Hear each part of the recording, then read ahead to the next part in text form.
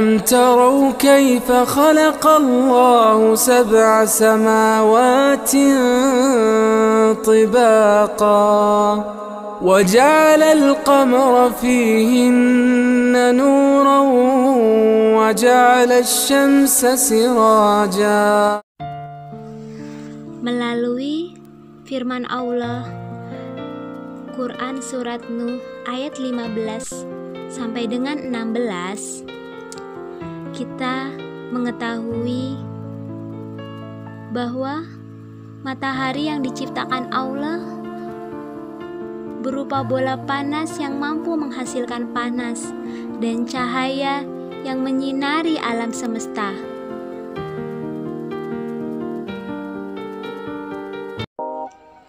Pada pembelajaran 5 halaman 122 sampai dengan 123 ya, kita menemui Salman dan teman-teman yang sedang belajar tentang energi alternatif dan mereka mau mencoba mempraktekannya. Mereka berdiskusi mengenai peralatan yang dapat mereka buat dengan memanfaatkan energi alternatif yang ada di sekitar. Salman mendapatkan ide untuk membuat kompor tenaga matahari. Ternyata ide tersebut didapatkan Salman setelah membaca artikel yang terdapat pada koran. Nah, yuk kita simak videonya.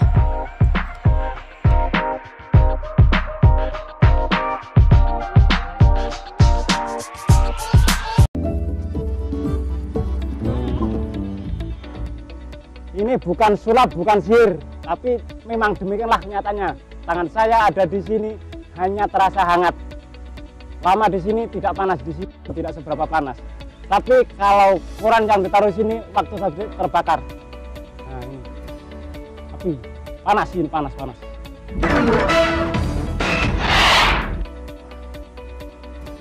Air ini betul-betul mendidih. Tetapi gagang panci yang ada di sini, besi yang ada di sini, tangan saya di sini tidak panas. Kenapa demikian? Ya demikianlah keistimewaan kompor tenaga surya.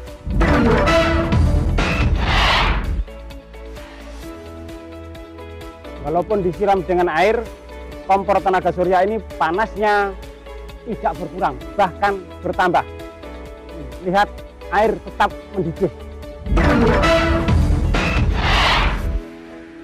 Satu lagi keistimewaan kompor tenaga surya. Siapa mengira kalau ternyata matahari bisa menulis. Kompor tenaga surya ini bisa berubah fungsi menjadi antena parabola. Apabila dilengkapi dengan receiver sama LNB seperti ini, yang dapat menangkap siaran televisi dari dalam maupun luar negeri. Ini yang bukti, kita lihat nanti.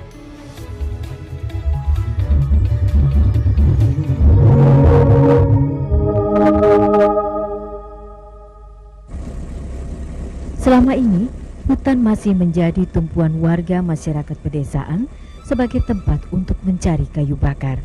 Pak Minto, seorang warga desa Meruak, Kecamatan Dagangan, Kabupaten Madiun, juga prihatin melihat kerusakan hutan di sekitar desanya. Mulai lebih ya? Oh, ya wes.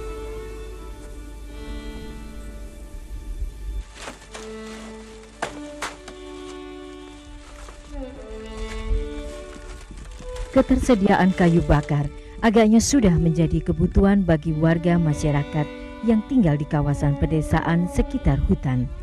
Mencari kayu bakar merupakan kegiatan yang dilakukan setiap hari.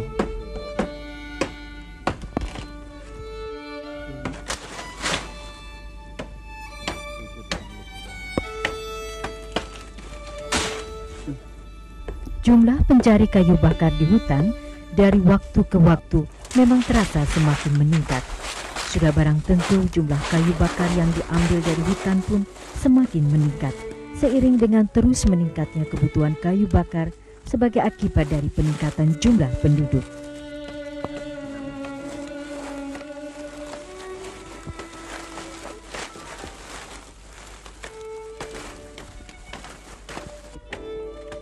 Kenyataan inilah yang menjadi titik rawan apabila kita hanya bergantung pada kayu sebagai bahan bakar untuk memasak setiap hari. Kondisi penebangan kayu untuk bahan bakar menjadi semakin rawan ketika muncul pemikiran bahwa kayu bakar adalah komoditas yang laku dijual. Pemanfaatan kayu sebagai bahan bakar terasa semakin penting ketika warga desa tidak mampu menjangkau secara ekonomi kehadiran minyak, gas, ataupun batu bara sebagai bahan bakar.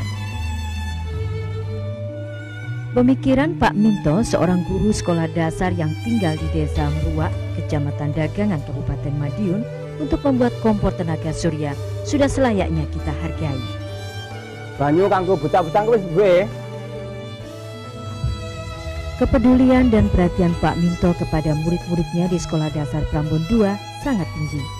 Kenyataan ini tercermin dari kesediaannya untuk selalu membawa air minum surya hasil rebusan dari kompor tenaga surya setiap kali akan berangkat mengajar.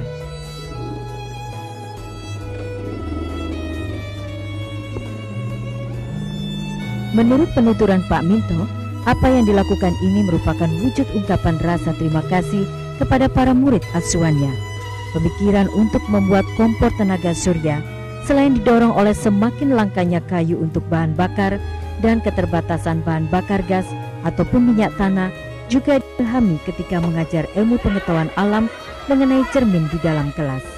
Apabila saat itu tidak memberikan pelajaran di kelas, mungkin ide pembuatan kompor tenaga surya tidak muncul ke permukaan. Cahaya matahari itu